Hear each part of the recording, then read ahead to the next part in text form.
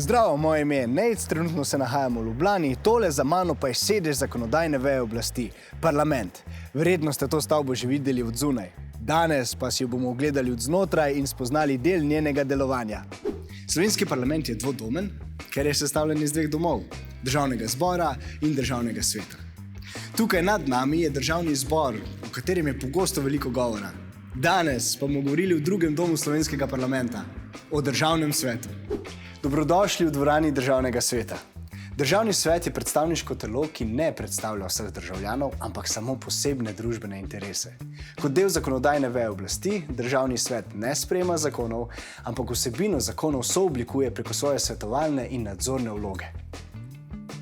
Državni svet ima 40 državnih svetnic in svetnikov, ki zastopajo različne interese.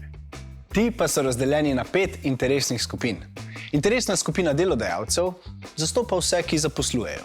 Interesna skupina delojemalcev pa zastopa vse delavce.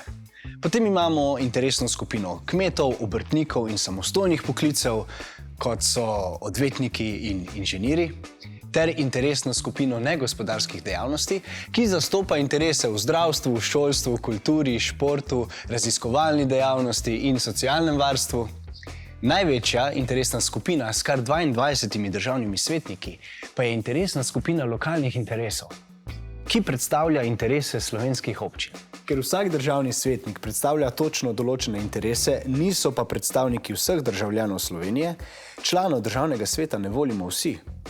Namesto tega jih posredno izvolijo prav tisti, katerih interese zastopajo. Člani interesne skupine lokalnih interesov so, na primer, izvoljeni preko občinskih svetov. Državni svetniki svoje delo upravljajo na sejah Državnega sveta, sejah interesnih skupin in v komisijah Državnega sveta. Delo v komisijah pa je razdeljeno po različnih področjih. Na primer, Komisija za mednarodne odnose in evropske zadeve razpravlja o vseh vprašanjih povezanih z delovanjem Evropske unije, njenim pravnim redom ter vprašanjih povezanih z mednarodnimi odnosi Slovenije. Državni svet pri svojem delu tesno sodeluje z Državnim zborom, kar v praksi pomeni, da lahko Državnemu zboru daje mnenje o vseh zadevah, ki jih obravnava Državni zbor. Predlaga sprejem zakona, zahteva uvedbo parlamentarne preiskave in zahteva odložilni veto. Odložilni veto. Morda se sliši zakomplicirano, ampak je povsem enostavno. Obljubim. Torej, če Državni zbor sprejme zakon, za katerega Državni svet misli, da ni ravno najboljši, lahko Državni svet od Državnega zbora zahteva, da o tem zakonu še enkrat odloča. Da je takšen zakon ponovno sprejet, mora zanj glasovati najmanj 46 poslancev.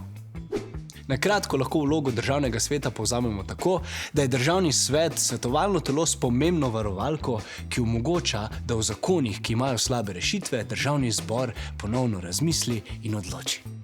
No, upam, da sem danes povedal kaj novega o delovanju parlamenta in Državnega sveta. Z veseljem bi povedal kaj več, ampak vsak čas se bo začela seja, tako da se vidimo.